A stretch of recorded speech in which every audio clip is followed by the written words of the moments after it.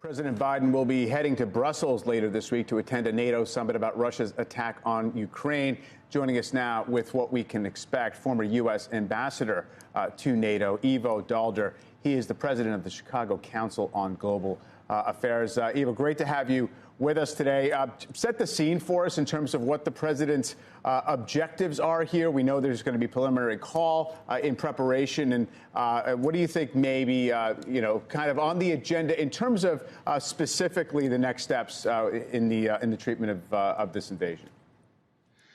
Well, thanks for having me. I think the most important thing that he is going to try to do is to continue to maintain the unity of the European and transatlantic alliance, working closely with NATO in order to shore up NATO defenses, to make sure that Putin realized that whatever is happening in Ukraine, it cannot and should not and must not spread any further. He's going to talk to the European allies and the G7 about strengthening sanctions. We've been retching these up for the last 4 weeks as this war has progressed. I think that is going to continue.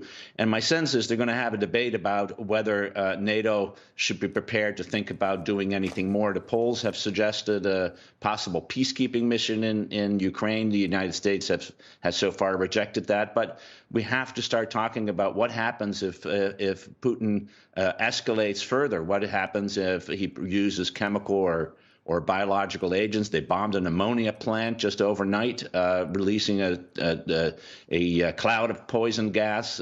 He may even decide to use nuclear weapons. So I would expect him to also sit down and say, what are we going to do to make sure that Putin doesn't escalate any further? And how can we get the alliance to work together to end this war as quickly as possible? You mentioned the possibility of gaining support for more sanctions. I mean, it's what, 3 weeks in? Did we expect, do you think, did the administration, did NATO expect that after 3 weeks the sanctions would have necessarily altered behavior more than they have? I'm wondering if there has to be some kind of, transparent thresholds for the next round of sanctions or for that matter, laying out the conditions under which they might be eased. No, I don't think that NATO expected or the U.S. expected that even the sanctions that have been imposed, which, as you know, are very, very significant and really are hurting the Russian economy, that is going to be enough in order to get the war to end. But we do have to see the pressure to continue to increase. There is more that we can do on sanctions, particularly on oil and gas, which is, of course, the mainstay of the Russian economy.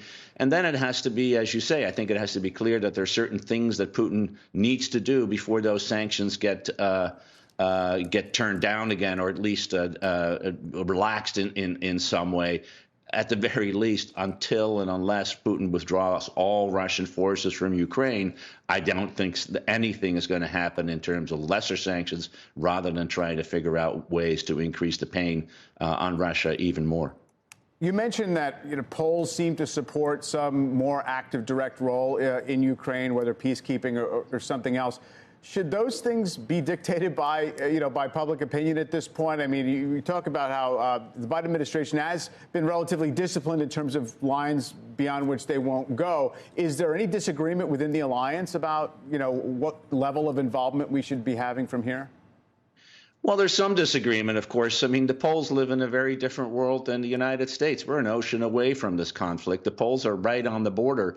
They have already received over 2 million refugees into their country. There's a direct, real economic and humanitarian impact. Missiles have been exploding within miles of their territory, so they're going to be pushing to try to figure out ways to end this war sooner rather than later.